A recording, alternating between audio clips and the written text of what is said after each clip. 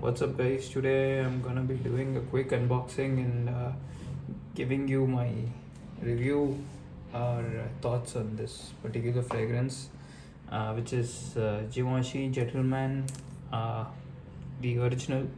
They now call it Eau de Toilette Originale.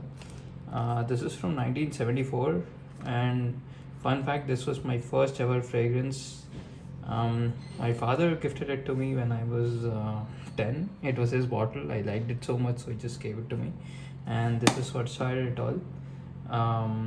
This is bottle number 4 for me. And I'm just gonna be doing a quick unboxing and giving you my thoughts. And basically giving you a review on what this is and what it's not.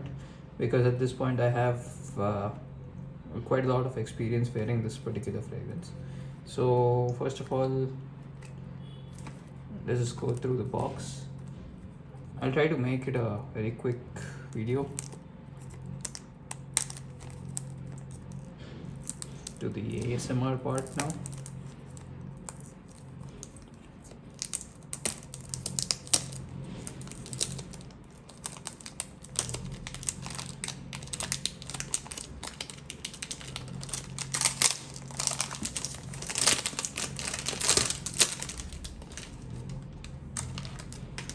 So it's got the Givenchy logo up top, which is very slightly embossed. It's got the Givenchy logo here all over the box. Very classy looking and very simple and sophisticated box. It's a 100 ml, 3.3 fluid ounces. It says Eau de Toilette Original. This is again embossed. This is also embossed. So nowadays there's a ton of Givenchy Gentleman flankers out. This is not related to any of them, although this is what started it all, at least the name. This is my batch code 3801. So I've already run it, and this is a 2023 August batch, I believe. Getting into it, I can already smell the fragrance. I love this. So here's the box, nothing special inside.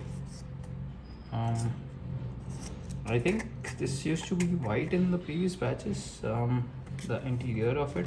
Let me just go check.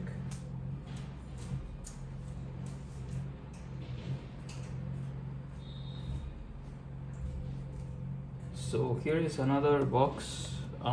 This is batch number 1E01, my previous bottle. And yeah, this was white in the previous batch. This is a 2021 batch. I'm not sure about the month, but yeah, other than that, pretty much seems the same to me. And if you're interested, you can just pause and check it out. Regardless, this fragrance is getting harder and harder to find, and this is something I always want to have in my collection because I love this fragrance, and this, as I said, there's a lot of sentimental value attached to it. Just nothing special about the cap. Yeah, nice sprayer. So the original bottle I had back in 2005 or something, 2010, I don't really remember, it was ages ago. That had a silver cap. This the second bottle I ever bought was one which had a black cap. All of them have black caps now. Just the batch number. Very simple bottle, but yet classy. It says Givenchy Gentleman Paris, that's all. Let's do one quick spray.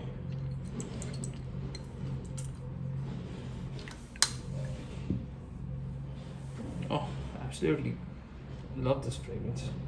So this is a woody, very woody fragrance. As I said, it was launched in 1974. It's very old by now. It's older than me. And it's woody. It's got a ton of patchouli. It's very earthy, and it's got some animalic facets to it. It's somewhat similar to YSL Kuros in that it's got a touch of civet in it. So it's got a ton of notes. But what I primarily get from it is honey, maybe a bit of rose. It's a very different kind of rose, not the kind you would expect in designers from current generation.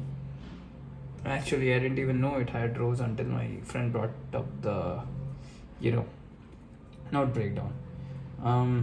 It's of course got patchouli in the base and the you know mid. So it's a patchouli bomb.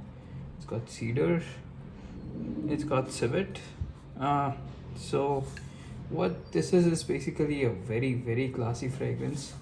It launched before its peers such as Antaeus, and it's just something you would love to wear when you're wearing formals, but uh, it's not necessary that you just rock it with formal clothing, yeah, because I myself used it a lot when I had no idea of concept of formal clothing and normal clothing and all. As I said, I was 10.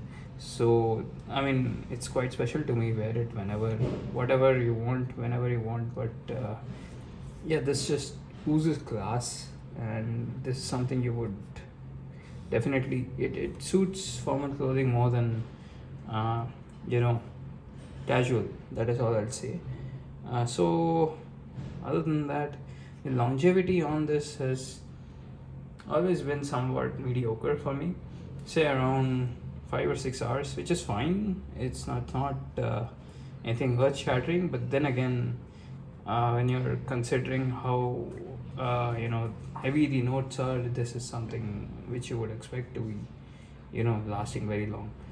And yeah, that's about it. I mean, it's a very classy fragrance. It's something, if you enjoy something from the 70s 80s and up, like Antaeus, what else, Ancre Noir, perhaps Ted Hermes to some degree, you may want to check it out. You may like this. Of course, it's not a safe blind buy, but these are getting harder and harder to find. It's somewhat of a hidden gem in my opinion.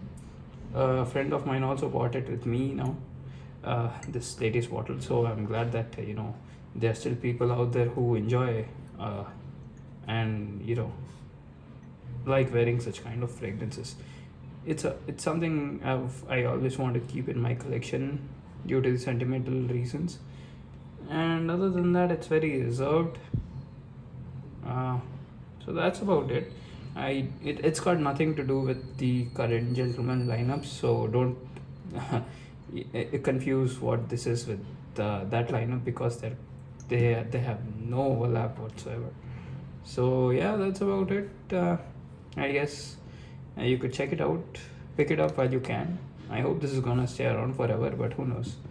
So yeah, pick it up while you can. It's a really classy fragrance.